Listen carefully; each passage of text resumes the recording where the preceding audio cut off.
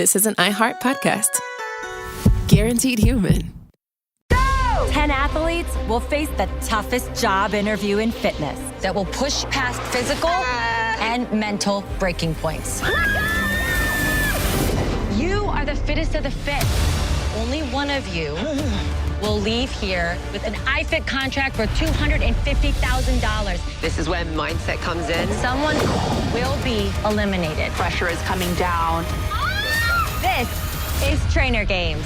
Watch it on Prime Video starting January 8th. Did you know using your browser in incognito mode doesn't actually protect your privacy? Take back your privacy with IPVanish VPN. Just one tap and all your data, passwords, communications, browsing history, and more will be instantly protected. IPVanish makes you virtually invisible online. Use IPVanish on all your devices, anytime you go online at home and especially on public Wi-Fi. Get IPVanish now for 70% off a yearly plan with this exclusive offer at ipvanish.com/audio. You know what your customers are doing right this second? The exact same thing you are, listening to me.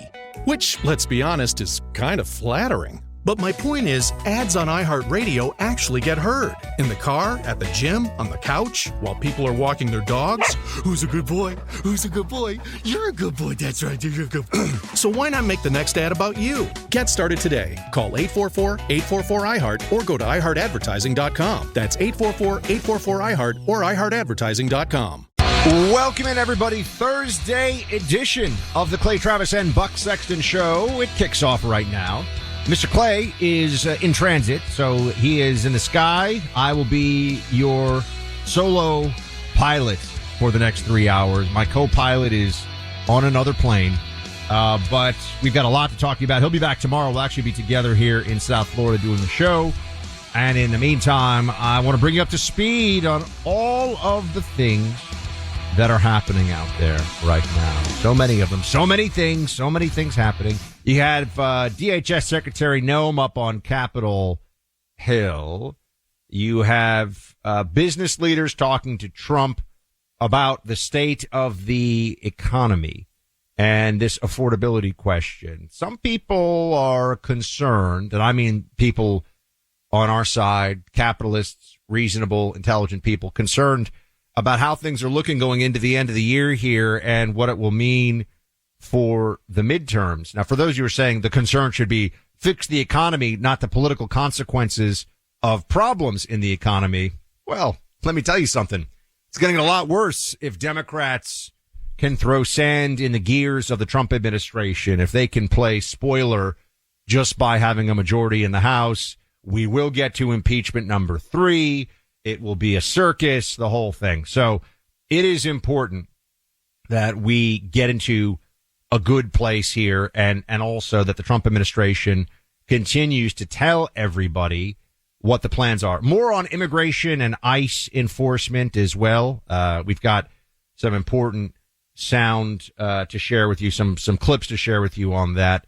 I'm going to start off actually with a little bit of talk on the economy. There's news today that we will dive into shortly about a federal judge now saying that Kilmar Abrego Garcia, the alleged MS-13 gang member, who for over a year now has been at the center of all these administration efforts to deport this guy, and it's turned into a huge political football. This has turned into a Supreme Court weighing in. Guy got sent to El Salvador. We're going to send him to a bunch of other countries, but then we can't. And now you got a federal judge saying got to let him out right now. So we will see. And that's going on while DHS Secretary Noem is up on Capitol Hill. So that's certainly in our sights and an important story.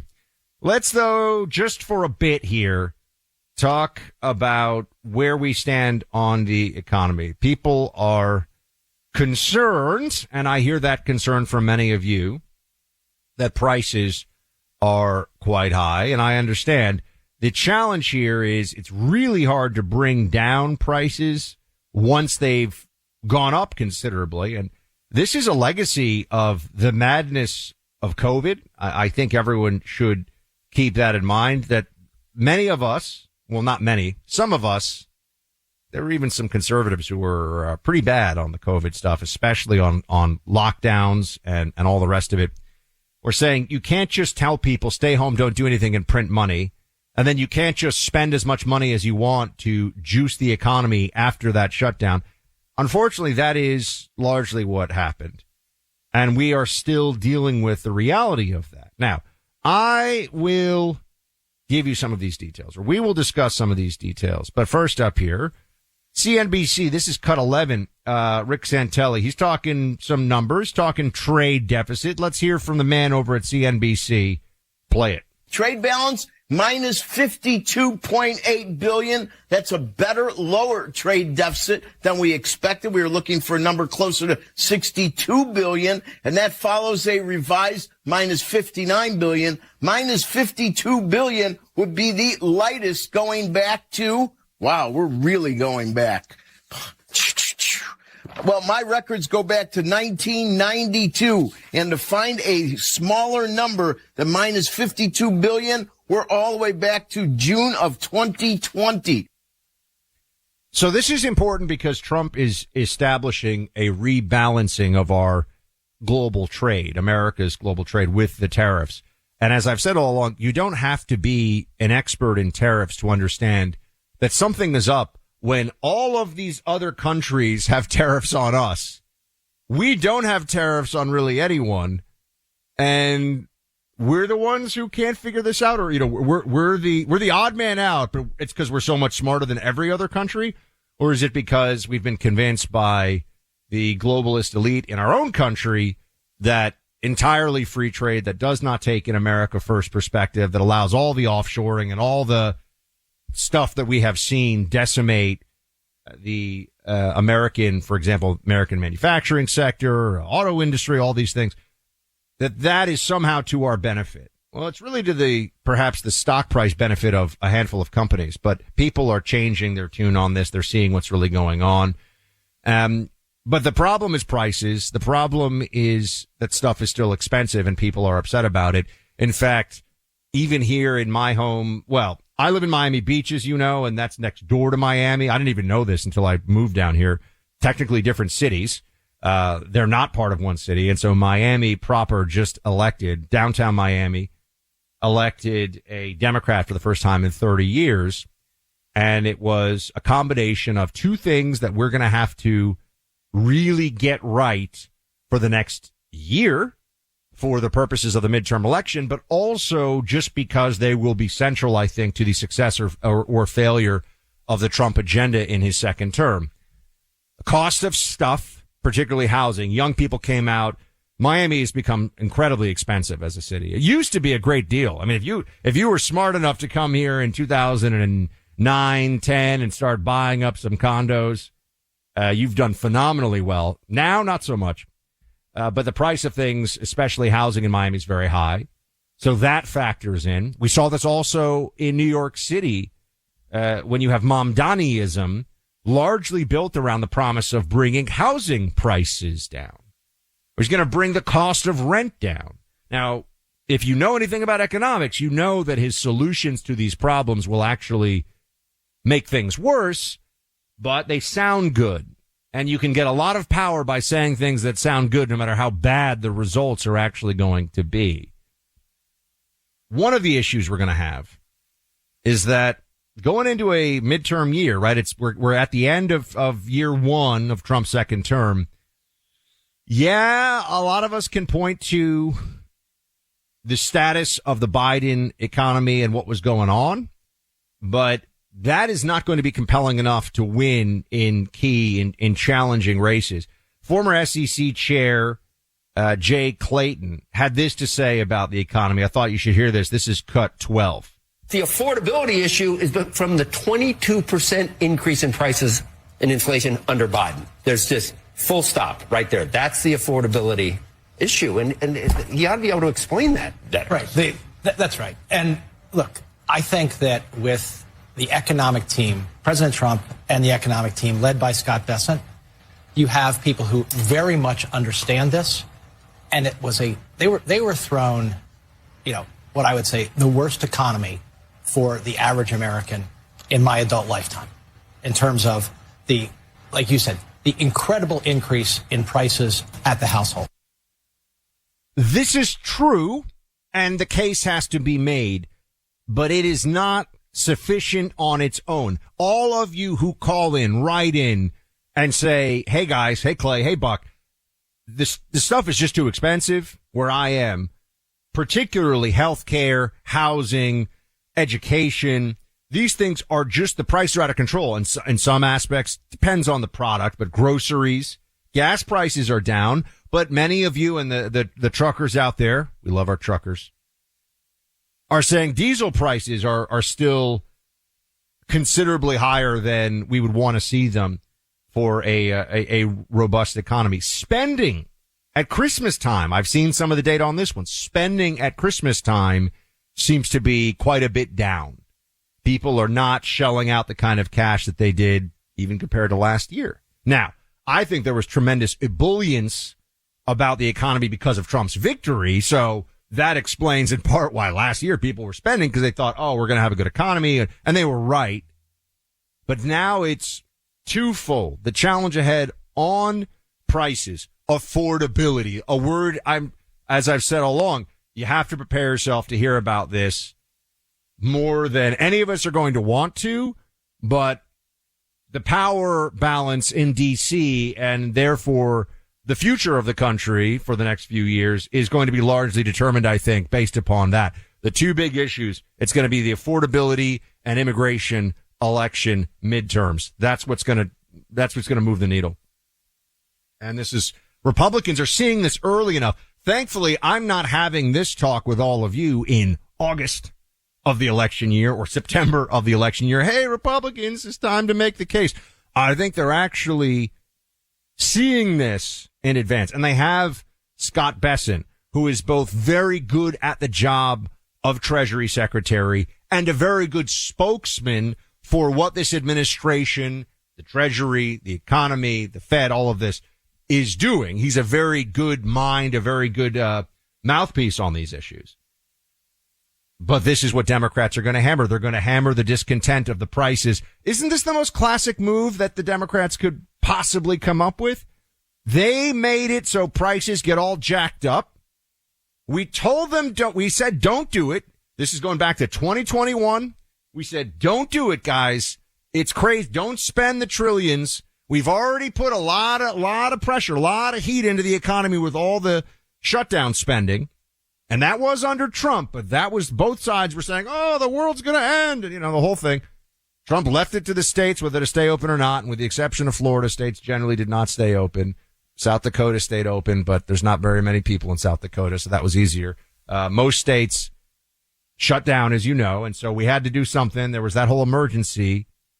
But now, telling people that the worst inflation in 40 years started 4 years ago is not really a winning strategy, right? Or in 5 years ago, whatever.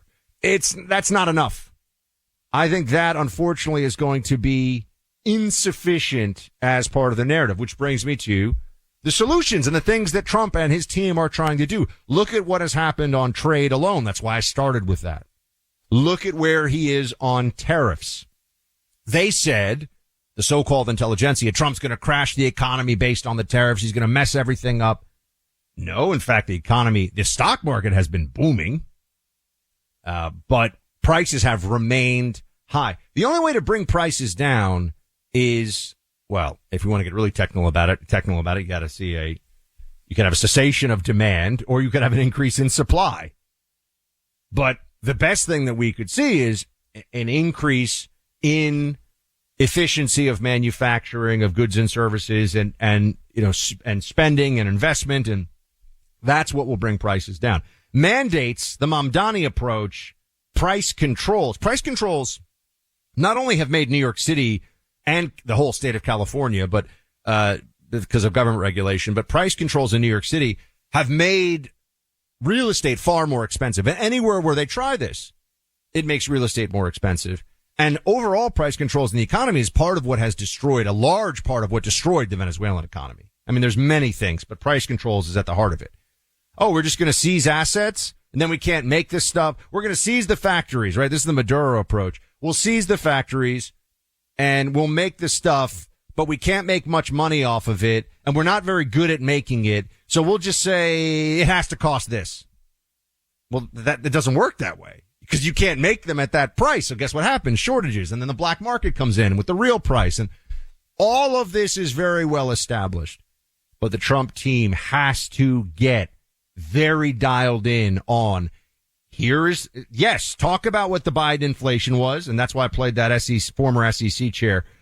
Talk about what the Biden inflation was, but also how it is coming down, how it is being addressed, and how it is going to get better over the next year because of what Trump is doing. Republicans gotta focus in on this, because it is not an overstatement to say if we have a weak year of not just policy, but a weak year of messaging. And I'm going to say, Republicans, where's the big legislation, guys? The big, beautiful bill. Okay, it's a spending bill. Where's the legislation? Where's the new approach to health care?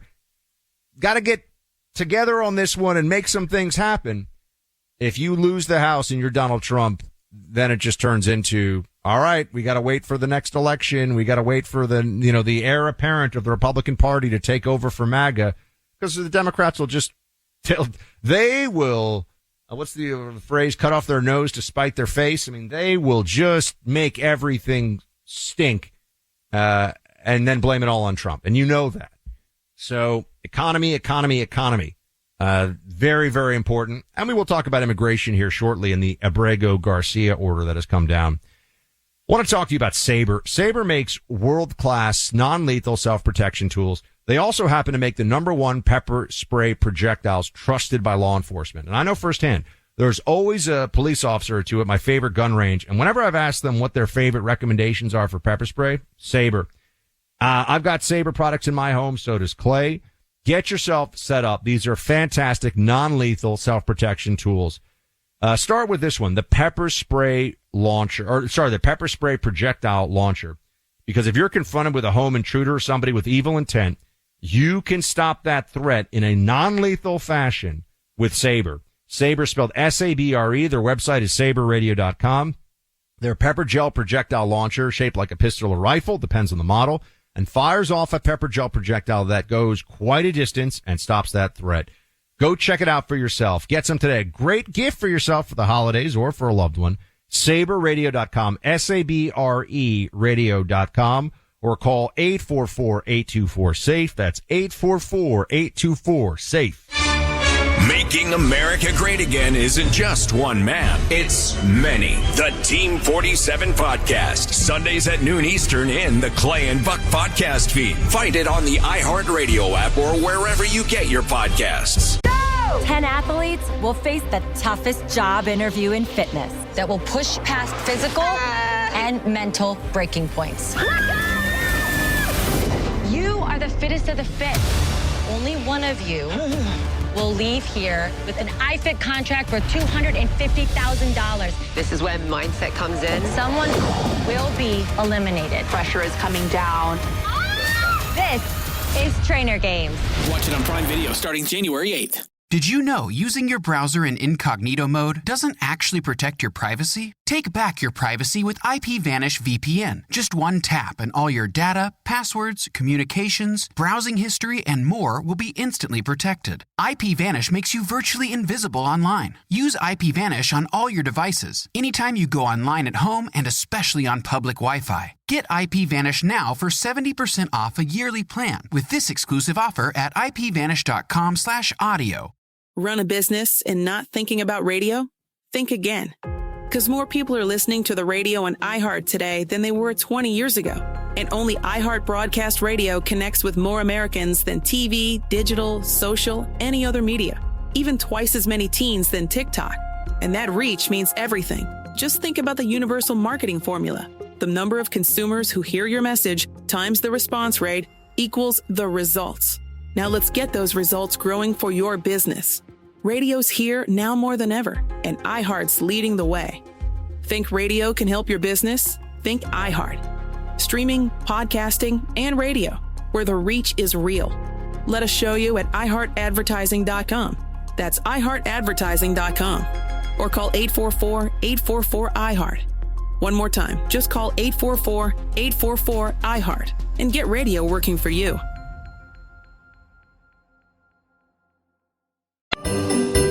Whether you're lighting a candle on the menorah or placing baby Jesus in the nativity, we hope your holiday is full of grace, wonder, and love. And maybe even a little snow. Merry Christmas and Happy Hanukkah from all of us at the Clay and Buck Show. Almost in the middle of December. I can't believe it. Christmas is going to be here before you know it. You know, my wife's birthday is Christmas. So I can do the 2-for-1 on the presents. I'm just saying. I got that going for me, which is nice. And then my birthday's a few days later, on December the 28th. So I will not be on air that day, but I will be turning, I'm not kidding, I forget right now, 44. I will be 44 years old. As the gray in my little kind of almost beard is indicating, I'm getting older. But I'm very excited for the Christmas season. I've got my in-laws here actually right now. I'll be seeing more and more family, and I'm sure many of you will too, and that's fantastic. So on the one hand, I am in a really good mood, and I think that it has been a great year. I've had a great year. I've loved doing this show, and we'll talk more about this next week. In the last couple of days, I'm live on the air with you. It's been a great year for this program, and we're so thankful for all of you, honestly, who listen and who are with us through this. I feel blessed that I get to do this show every day. I love my job. There is no other job that I would rather have than this job, which is an incredible thing to be able to say. And I say that as somebody who was asked at one point to maybe have a cabinet level position in the government. I still would rather do this job. Full stop. I love what we get to do here. But there's a responsibility with that as well, of course, not just to do the best show possible, but to try to help save the country in what little way we can. There's so many competing voices out there. And that then brings me to the, I keep calling it the food fight. You know, there's all this stuff that's happening right now, and I'm not even sure how many of you are aware of it. You know, you haven't brought it up very much. And I always tell you this, your calls, your emails, even the ones that don't make it on the air, the team reads them, Clay and I read them. So we have an ongoing conversation every day. All the VIP emails, all the talkbacks, and even if you don't get on the air, but you call in and you talk to, usually it's producer Greg, to come on live on the show. He tells us what you were going to say. So we know where you are, as much as we can. And we're always trying to be, up on your thoughts on how the country is going. And we haven't seen very much of, hey, where are you on the food fight? And, you know, I really appreciate that. And I like it because there is a decency and a maturity in this audience that is, I think, second to none in the entire world of media, but also in, certainly in conservative media. I think that you are people who come at this saving of the country, caring about the country with so much good faith and enough wisdom to know that you don't want your time wasted on petty nonsense.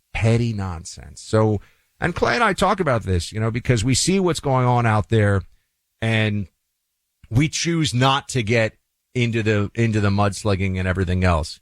Some of these are people that are involved that we like. Some of them I don't even really know. Some of them I don't want to know. It doesn't really matter. I'm telling you about all this, one, just so you know that we're for any of you who are asking, why haven't you gotten into we're trying to save the country here. And I don't say that to be grandiose or, you know, we're trying to get as many people as informed, as fired up, as engaged, and get more people. We want more young people. We want digital audience too. We want YouTube subscribers. We want, you know, as well as our fantastic 560 something stations. Who's counting? We are, but, we want to focus on what really matters here. And I just want to say, I think it is to your tremendous credit that you want to as well, because we're not getting a lot of, we don't get a lot of chirping at us about, well, what about this crazy thing that this lunatic said? Or, you know, yeah, we make fun of the left and the Democrats who say things, but I don't get into squabbles with people on the right. If you're on my team for 90% or 95% of stuff, you're on my team as it pertains to policy, as it pertains to saving the country. And I just think that you give us the latitude and the leeway to continue to focus on what matters, which brings me to we are in a real fight here for the stuff that is affecting you every day. And I think we're losing, and when I say we, the Republicans are losing a little bit of ground on this right now. How many even knew about this, that there are competing Obamacare plans being voted on right now in the Senate? In fact, I think the Republican one Producer Alley, just got voted on and failed. Now, of course it failed. That's not the surprise. But they need to be talking about what's involved here. And now we've got these different plans. This is the stuff that really affects your day-to-day life. You're talking to me about prices. Everyone needs to understand Obamacare, which was passed with a Senate supermajority, right? Remember the disaster of the McCain 2008 campaign and a huge recession and, the Great Recession, all this stuff. They had wide open pathway to slam through whatever they wanted, essentially. And this is what they did. They pushed this reorganization of healthcare that has really put us on a glide path to single payer. And it's I shouldn't say glide path. It's more like a train that has gone off the tracks and is eventually going to implode, right? But they know that that's what has happened. There's nothing gliding about this. It's not nice because the failures that occur along the way, your family's healthcare premiums, the cost that you are paying every time you go to the doctor, every time you're going to have an elective surgery or an emergency surgery, whatever it may be, all of that is worse now than it was before they passed Obamacare. And you, with your tax dollars, but also more specifically with your healthcare premiums that you pay, are going to subsidize illegal aliens who aren't even supposed to be in the country in the first place. That's happening. They can pretend it's not happening. It absolutely is happening because the whole premise of this is that people with more, this is from each according to his ability, to each according to his needs, played out via healthcare. And it's a disaster for all of us because it's not increasing. I said, how do you deal with costs? How do you make stuff cheaper? Make more of it. Make it more efficiently. Put more out there. Do it better. Or you have shortages, especially with something like healthcare. What they've really done actually is incentivize people who have care to use more of it, irrespective of the outcomes. The insurance companies get rich on this because they have guaranteed customer bases now who have no choice and no say. The whole thing is an absolute mess.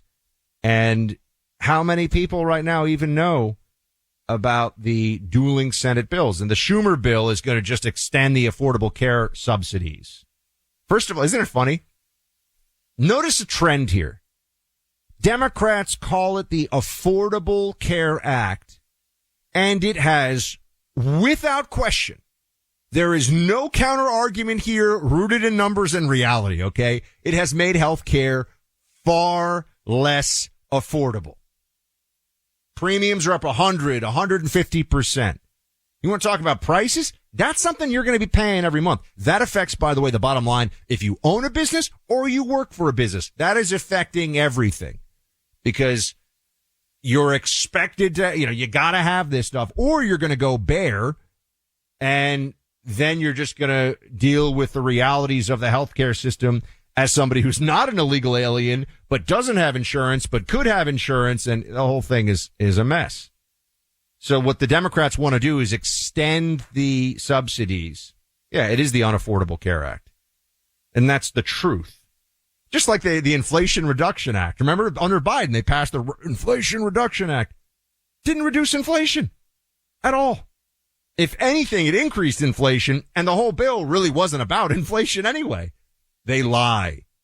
It is straight out of newspeak from Orwell. It is straight out of the propaganda playbook. By the way, great time to check. One portion of manufacturing delusion. The book is in thirds. It's brainwashing. It's indoctrination. It's propaganda. and it's stories and hit stories from my life and history about these things. So the back third of the book is about propaganda. Go buy this book, Manufacturing Delusion. I really mean this. It is worth all of you reading. And you know, I would not say that. People say, Buck, you've been doing this 15 years. Why haven't you written a book before? Because I wanted to write a book that I cared about. I was going to write it. I had the time to write it, and I had the ability to make the book matter. Because of this platform, because of this radio show, the Clay Travis and Buck Sexton show, which I share with my main man who's up in the sky right now on a plane. He's okay. But Clay, that gives me the ability to have the critical mass where it was worth the time, because I didn't want to do the I am defeating the libs. Buck's way to defeat the libs, and and pay someone else to write some book that I'm going to then hawk. And I'm sorry, I don't call out names. People do their own thing, but they're just saturating the conservative book market with forgettable, slop written by somebody else. That's what's been going on in recent years. It's just the truth. You know it. I researched. I wrote. I put this book together because I think it matters. I think that the manipulation of minds to political ends, the creation of mass delusion, the playbook to do it is the scariest thing we face. Yes, COVID, of course, is a type, or the pinnacle example that comes to mind for many, but there's so many examples of this that play out. There are so many aspects of this in our politics today.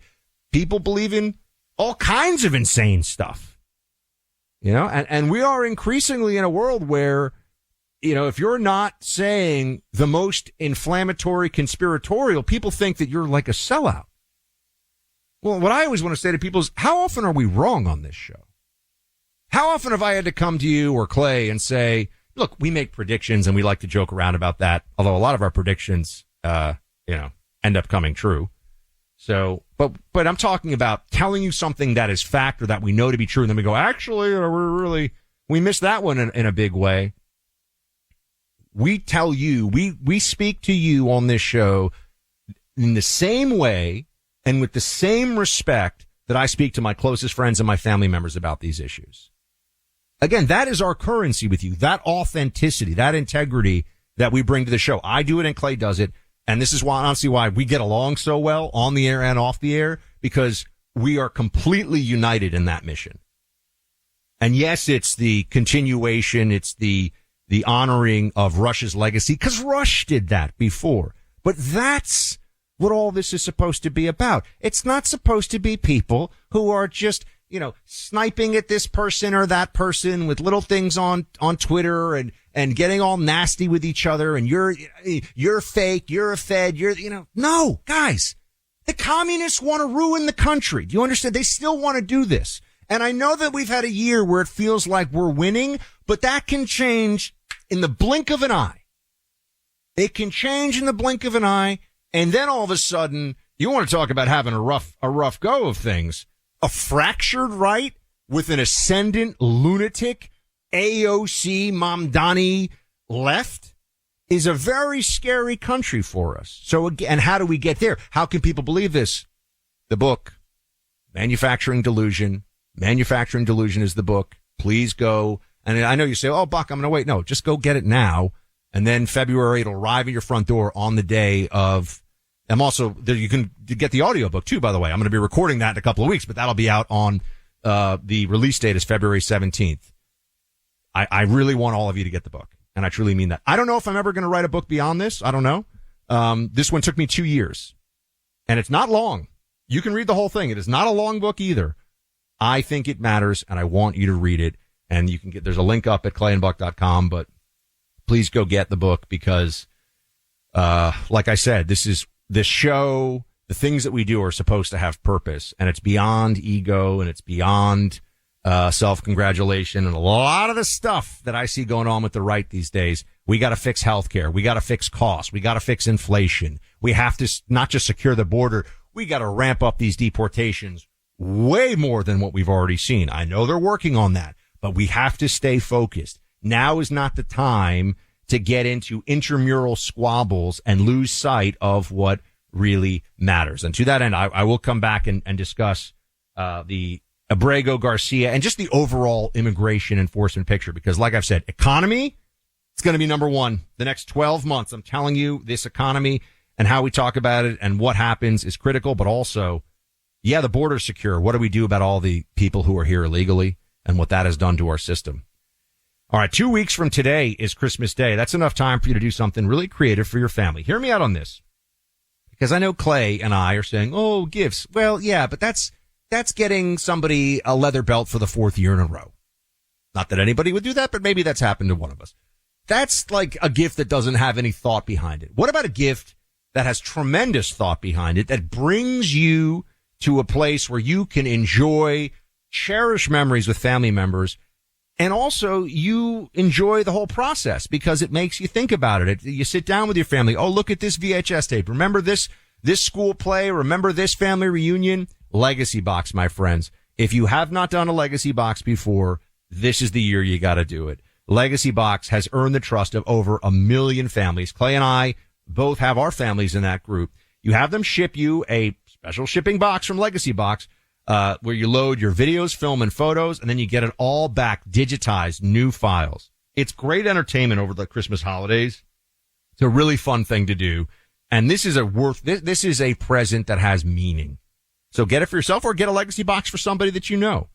Get your family's videotapes converted for just $9 during this last minute offer from Legacy Box. Go to legacybox.com/buck.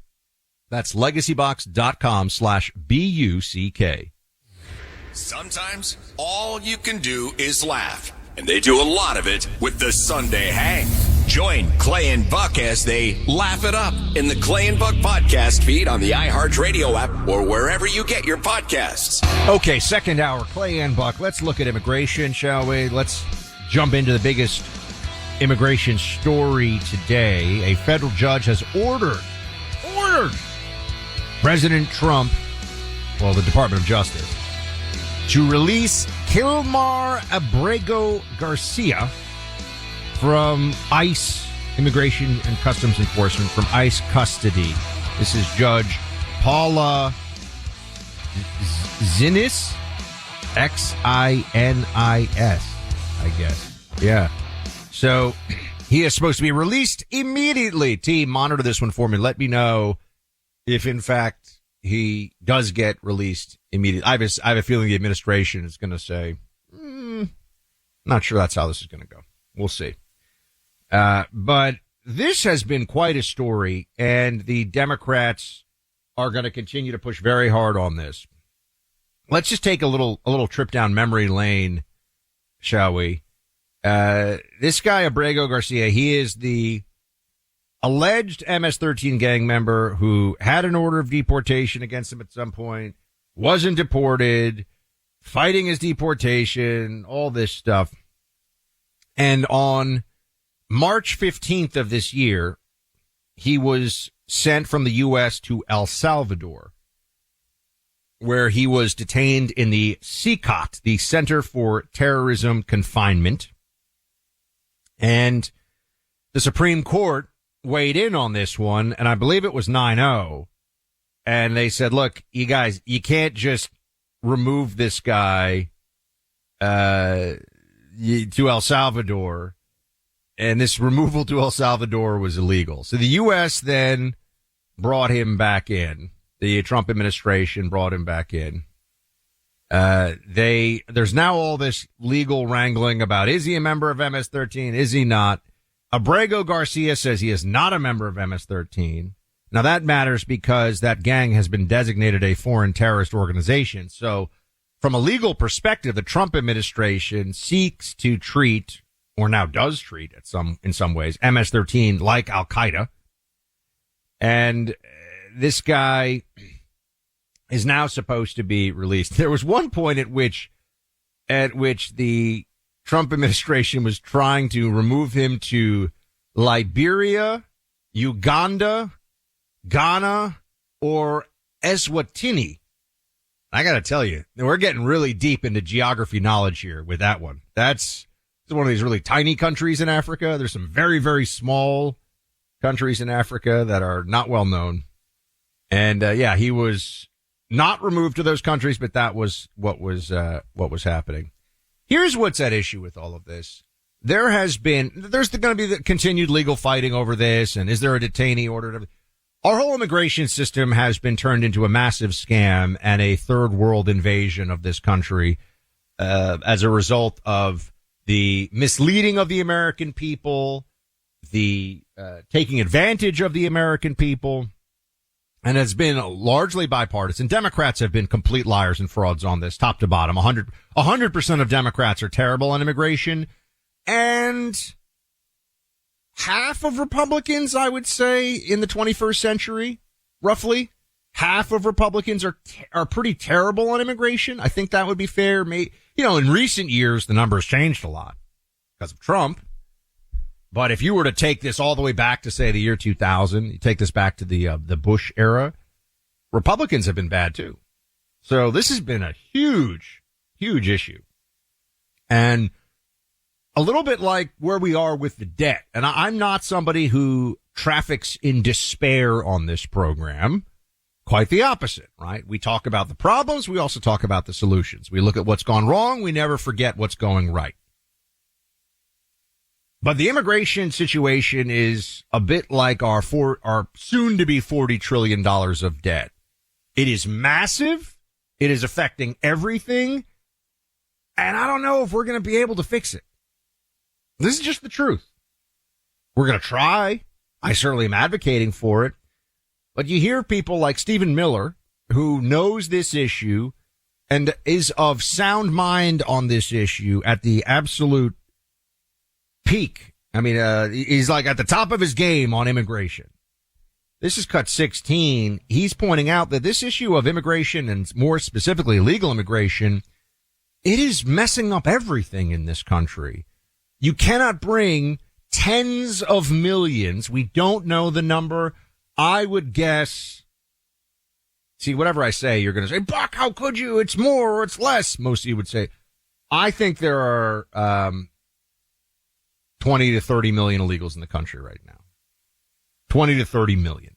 And I don't think that's even, I think that's like definitely 20, 25, and maybe it's 30, 35. It's a lot. It's a lot. Tens of millions, for sure. The number they were telling us, it's 11 million. Please. They let 10 million in under Biden, and they're planning to never leave. So we know we're in the 20s. I think we're in the 30s. Some of you are going to say, Buck, we're in the 40s. Maybe, but it's definitely 20s, 30s, millions that we're talking about here. And this is Stephen Miller on what a big issue it is. Play 16. We mask the impact of immigration in every public policy issue we discuss. We talk about test scores. If you subtract immigration out of test scores, all of a sudden our test scores skyrocket. If you subtract immigration out of healthcare, all of a sudden we don't have nearly the size of the healthcare challenges our country faces. If you subtract immigration out of public safety, all of a sudden we don't have violent crime in so many of our cities. Issue after issue, we talk about these things as they just happen to us. The schools just suddenly fail. Violent crime just suddenly explodes. The deficit just suddenly skyrockets. These are a result of social policy choices that we made through immigration. It's all true. It's all true. Now, the way that this issue has been, and this is why the Abrego Garcia thing, isn't it fascinating? Democrats, ACLU, these types, oh my gosh, anything to keep Abrego Garcia in this guy's an illegal. He's been accused of crimes. He's an illegal. He should go. Whatever it is whatever it is they have to do, they will do. The left, the Democrats will do to keep illegals in this country. They want to keep them all.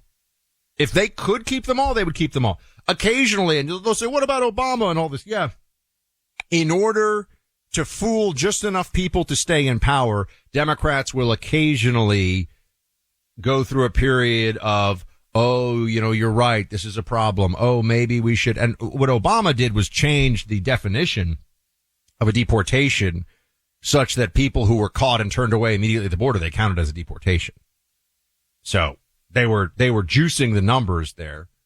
But they were also doing that so they could create the political momentum with the Gang of Eight bill, with the Senate Gang of Eight. They were trying to create the political momentum for a mass amnesty, and by the way, that's game over.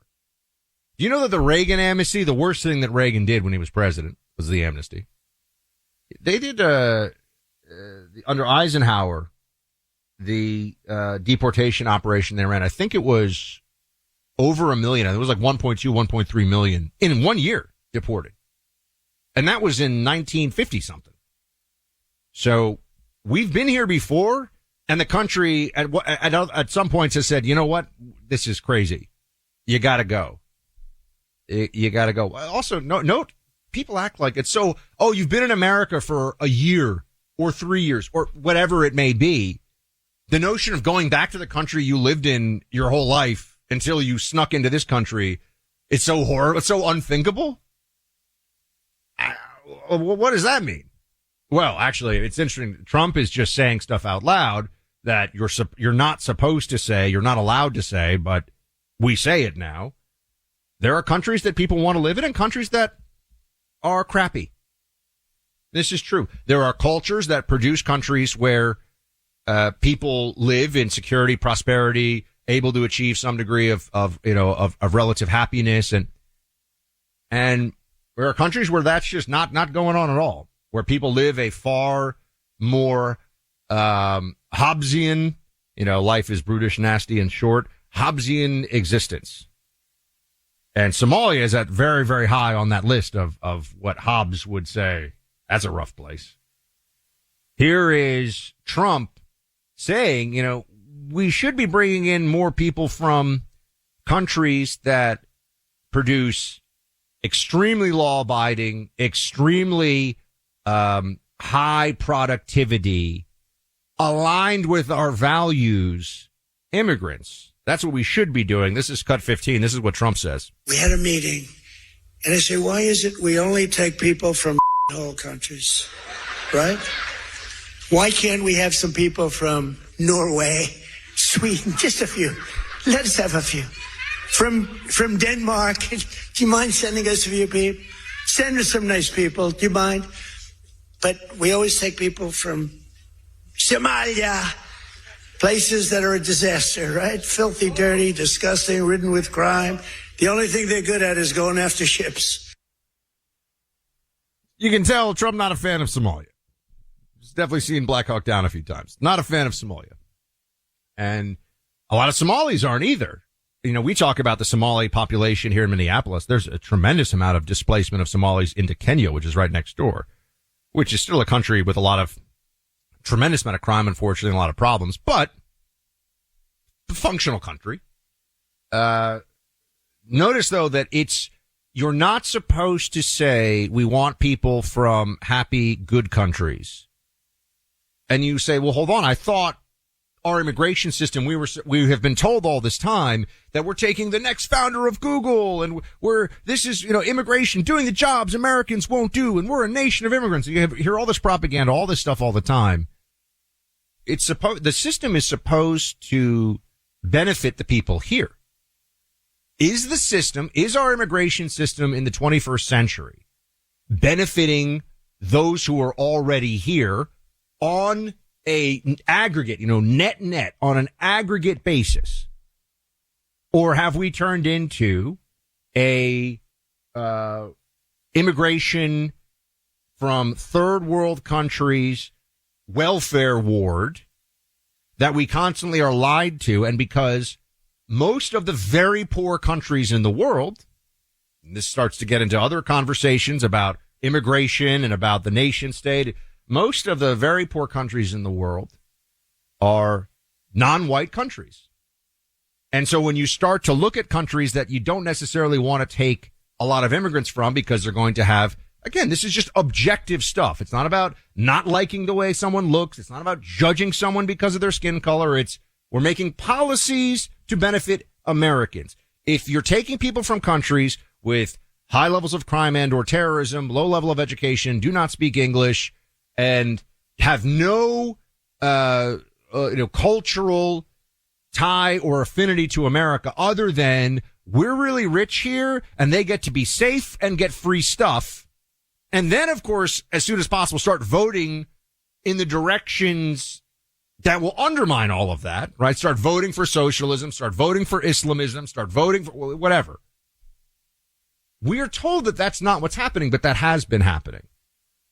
And people are allowed to notice that and be upset about it. And the American people are allowed to say, this bait and switch cannot happen anymore, where you say it is to our benefit, but really it is part of some global DEI crusade of we need to have the most non-white immigration possible. And look, there are plenty of countries that are non-white countries that are wonderful places. People are doing great. You know, I know everyone always is attacking Japan, for example, for its lack of replacement. They got to have more kids. That's true, but it's an amazing Taiwan, which I just came back from.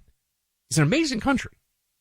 Phenomenal in so many ways. Wonderful people, incredibly smart, incredibly civilized. And, there are many, many others. There are a lot of great countries all around the world. Our immigration system is absolutely not set up to prioritize those people.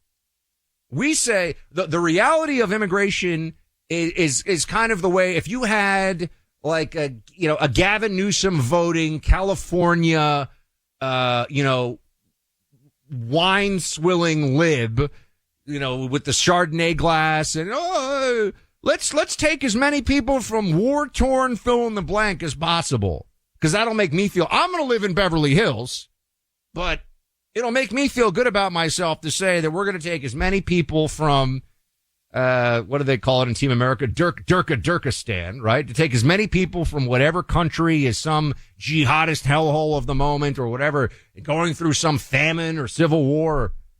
We're supposed to have a very small percentage of asylum seekers. Look what happened. These millions and millions of people came in. They're all say they're here for asylum. They're not here for asylum. They're here for the spoils system. Can we get enough of them to actually go back to their home countries that America can be saved? This is the question. This is where we are, and certainly where the Trump administration is on this, but is it too late? We'll see. What do you think happens if a Democrat wins the next election? They're going to open the floodgates again. Of course. Of course they are. If Trump can't get this done with the House and the Senate, who's going to reverse the flood? We need to talk about this. We have to be honest about this. All right, this holiday season, think food. Delicious steaks, burgers, and chicken, all grown and raised on American farms, all raised without any hormones or antibiotics. Comes from Good Ranchers, the company shipping delicious, mouth-watering proteins for home delivery on a subscription basis. Carrie and I subscribe to Good Ranchers and get a fresh package of their meat every month. It's like Christmas morning whenever I get my Good Ranchers box. Good Ranchers also makes gifting easy. Just choose any gift box, add a note, and schedule delivery. Whether it's for family, friends, employees, or clients, Good Ranchers makes the most memorable gift. Visit GoodRanchers.com to start gifting. Subscribe and use my name, Buck, as your promo code for $40 off your first order and free meat for life. Once again, that's GoodRanchers.com. Use code Buck for $40 off plus free meat for life. Stories of freedom. Stories of America. Inspirational stories that unite us all. Each day, spend time with Clay and Buck. Find them on the free iHeartRadio app or wherever you get your podcasts. 10 athletes will face the toughest job interview in fitness that will push past physical and mental breaking points. You are the fittest of the fit. Only one of you will leave here with an iFit contract for $250,000. This is when mindset comes in. Someone will be eliminated. Pressure is coming down. This is Trainer Games. Watch it on Prime Video starting January 8th. Did you know using your browser in incognito mode doesn't actually protect your privacy? Take back your privacy with IPVanish VPN. Just one tap and all your data, passwords, communications, browsing history, and more will be instantly protected. IPVanish makes you virtually invisible online. Use IPVanish on all your devices, anytime you go online at home and especially on public Wi-Fi. Get IPVanish now for 70% off a yearly plan with this exclusive offer at IPVanish.com/audio. Run a business and not thinking about radio? Think again. Because more people are listening to the radio and iHeart today than they were 20 years ago. And only iHeart Broadcast Radio connects with more Americans than TV, digital, social, any other media. Even twice as many teens than TikTok. And that reach means everything. Just think about the universal marketing formula. The number of consumers who hear your message times the response rate equals the results. Now let's get those results growing for your business.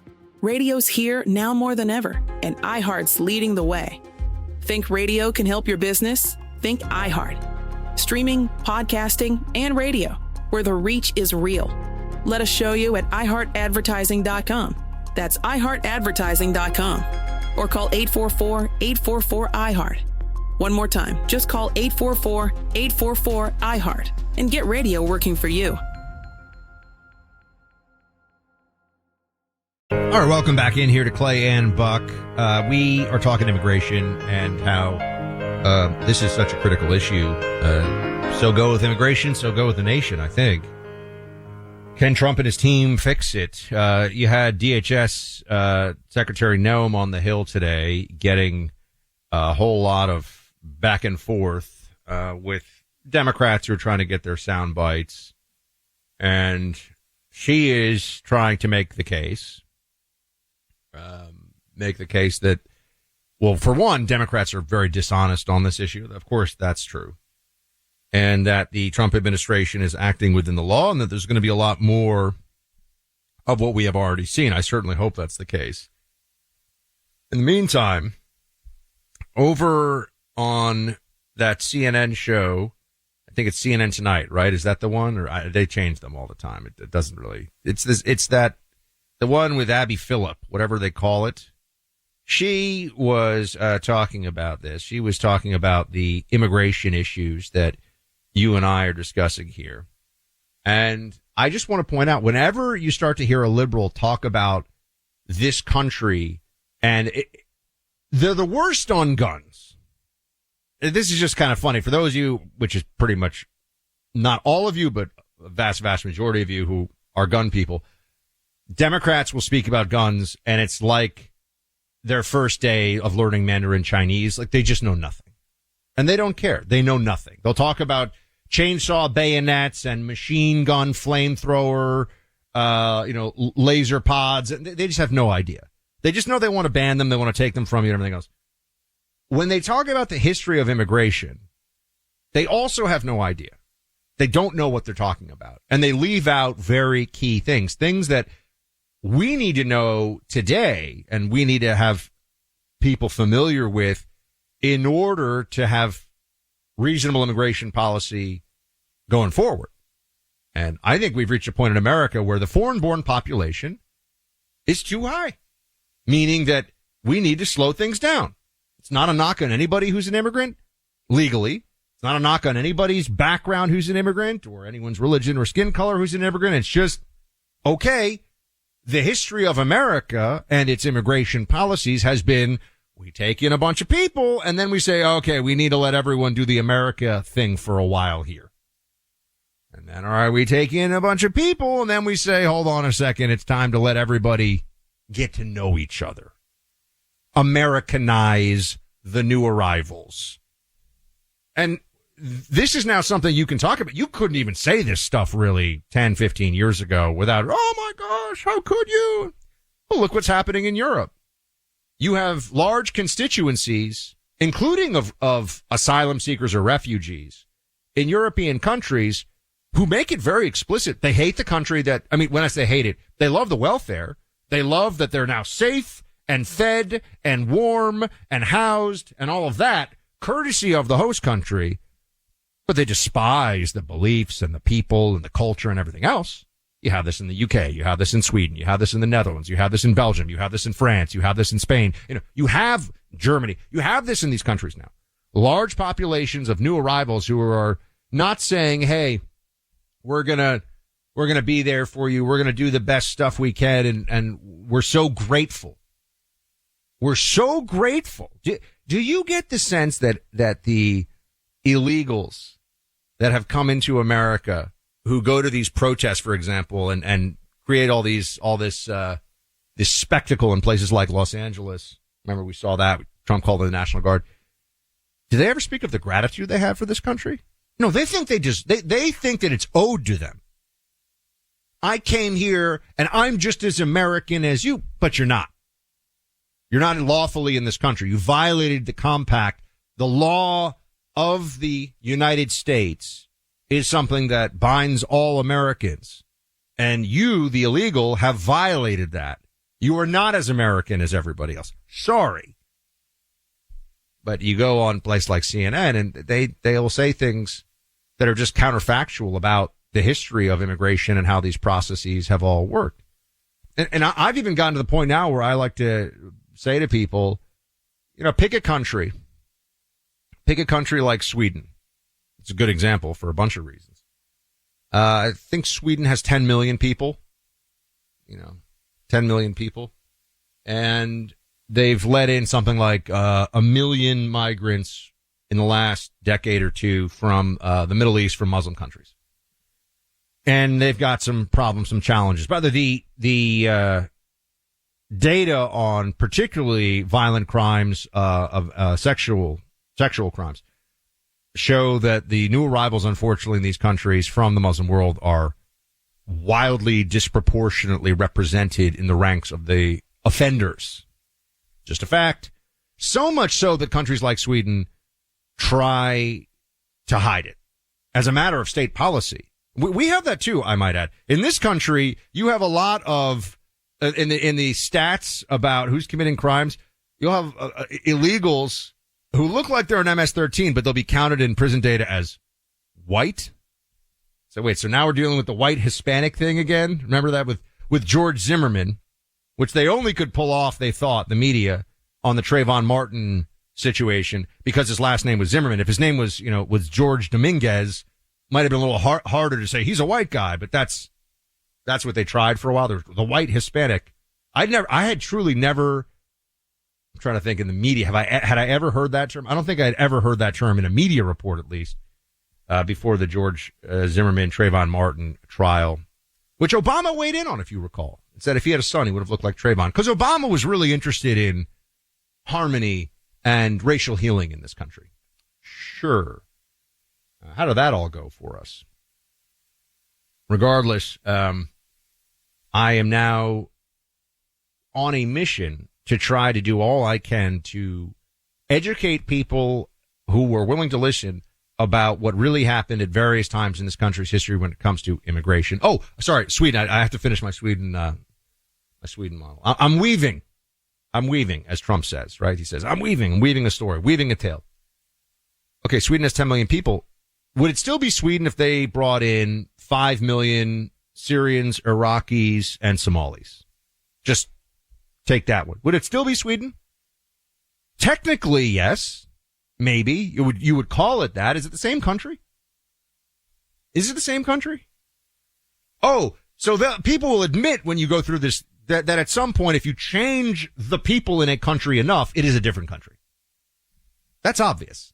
And if the 5 million of the 10 million coming from very different cultures, very different backgrounds okay, what if we brought in 10 million? What if we brought in 10? What if all of a sudden? You'll also notice that it is only countries, according to the left and according to Democrats, that are predominantly or overwhelmingly white, Caucasian, that are supposed to just say this is a process, that this is as natural as it can be. We want as many people from the third world as possible. The Japanese aren't doing that. Quite the opposite, in fact. Japan is for Japanese. China's not doing that. The second biggest country in the world. India's not doing that. The biggest country in the world. They're not saying, give me everyone from everywhere else. But why is it that America, Canada, and Western European countries are supposed to do that without protest, no matter the consequences? Well, we start to see what the awakening in this country has been all about.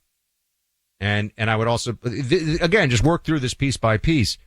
If all countries are the same in terms of where we should be privileging those who come here legally, why even have a system that pretends to be sorting and making decisions? It's all the same. Of course it's not all the same. Canada had a point system, an explicit point system for how much money you have, your education, and they still have all kinds of problems up there now with assimilation and with unity of the Canadian people, and still have a lot of problems.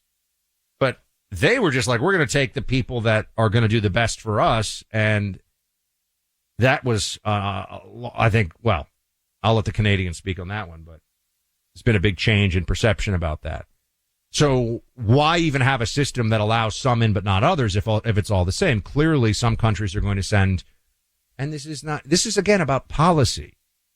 Are there incredible, Ayaan Hirsi Ali is Somali. She's brilliant. She's brave. She's incredible. Incredible woman. Read her book, Infidel, whatever it was, 20 something years ago. She is gutsy. She's an amazing woman. She's Somali. It's not about holding anything against any individual when we talk about immigration. It's about we gotta draw the line somewhere. We have to have some what's generally true policies. And it is generally true that taking people from, I've talked about Taiwan a fair bit because I was just there, from Taiwan is going to result in more people who are highly productive, highly law-abiding, than taking people who have come here from pick a country, from Yemen. Yemen's been in rough shape for a long time now. Very poor country, war-torn country, ideologically, a lot of jihadism. Okay? So, and then this goes back even to what the so-called Muslim ban. We have to start to look at this. Okay, I wanted to do CNN. Here's CNN's Abby Phillip taking shots at Stephen Miller over his role in Trump administration immigration policy. Play 17. Why are you assuming that assimilation is not happening? Yeah. Because, when Stephen Miller's ancestors came here in the early 1900s, they didn't speak a lick of English, okay? They were working factory jobs. There is a generational shift that happens where sometimes the first generation, they don't speak English, but they have children, and those people are Americans, and they become people who are no different from you or you or you or you. Assimilation actually is happening and does happen. So that's not the policy that we have been told is in effect, which is just take anybody. Eventually they'll learn English and their kids will be born here and they'll be as American as everybody else. And I'd also note in the context of a place like Europe, we've seen it's not always true. Not always true. They even learn the language. And I'm going to tell you this. I'm here in South Florida. I did not really come across this very much in New York City in my 30 something years living in New York. It is more common here. There are people here who speak no English, who live here, who are here forever. They speak no English. They're immigrants to this country. They do not speak any English. That's a problem. Everybody who's here should be able to speak English. English, Trump signed, English is the national language, executive order. I would like to see actually more action on this with Congress. You have to have shared law, shared language, shared culture, shared history. Because a nation at some level is a people who come together around ideas and those shared things that I just laid out. But it is a people, meaning that it's a place in time and a people in that place. And you can't just say, all of you go over here to some other place and we're going to replace all of you at once and it's the same country. That's just not true. And so we've had to look at this at a very baseline level. What is going on in America today? How rapidly is are the American people not as American in the sense that you've got tens of millions of illegals who are here and you've got people who are arriving here. And in the case of what we see in Minneapolis, immediately becoming dependent on the state. Immediately they want their benefits. And that's on all of us to pay those bills. The Americans who are already here. We're allowed to say, I don't want the boot of the state on my neck, making sure that I give 40% of my income to the federal government so that I can pay for foreigners who have arrived. And you could say, oh, it's only a small part of the budget. Okay, well then get rid of it. Then it shouldn't be happening at all. Finally, we can talk about this. The president's talking about this a lot, but we have a lot more work to do on this issue. That is for sure. Okay, there's an organization that's doing really good things, not just here in the U.S., but in Israel and Ukraine as well. Their mission is to help the Jewish people by providing resources necessary to live through a tough winter ahead. You know what the financial circumstances are in Ukraine. For elderly residents especially, the number that need basic necessities grows larger each day. Thanks to the IFCJ, those individuals receive a food box, emergency lighting, and a warm blanket. This aid is a life-saving gift from the IFCJ, and the visit from the fellowship staff that delivered is a reminder they are not forgotten. Through a special matching grant, your gift today to the IFCJ has twice the impact, up to the first $50,000. Don't delay. Your gift will matter. It will have an impact on somebody truly in need. To rush your gift, call 888-488-IFCJ. That's 888-488-4325, or give online at fellowshipgift.org. That's fellowshipgift.org. You ain't imagining it. The world has gone insane. Reclaim your sanity with Clay and Buck. Find them on the free iHeartRadio app or wherever you get your podcasts. 10 athletes will face the toughest job interview in fitness that will push past physical and mental breaking points. You are the fittest of the fit. Only one of you will leave here with an iFit contract for $250,000. This is when mindset comes in. Someone will be eliminated. Pressure is coming down. This is Trainer Games. Watch it on Prime Video starting January 8th. Did you know using your browser in incognito mode doesn't actually protect your privacy? Take back your privacy with IPVanish VPN. Just one tap and all your data, passwords, communications, browsing history, and more will be instantly protected. IPVanish makes you virtually invisible online. Use IPVanish on all your devices, anytime you go online at home, and especially on public Wi-Fi. Get IPVanish now for 70% off a yearly plan with this exclusive offer at ipvanish.com/audio. This is Jim. Hello. Jim started advertising with iHeartRadio way back in April. And now... I have customers out the door! And this is Sarah. Hi. She started putting a portion of her marketing dollars in podcasting back in June. Business is booming. That's why I'm working on a Saturday. Want to be like Jim and Sarah? It's easy. All you have to do is own or manage a business and reach out to iHeart. Get started today at 844-844-iHeart or iHeartAdvertising.com. This is an iHeart podcast. Guaranteed human.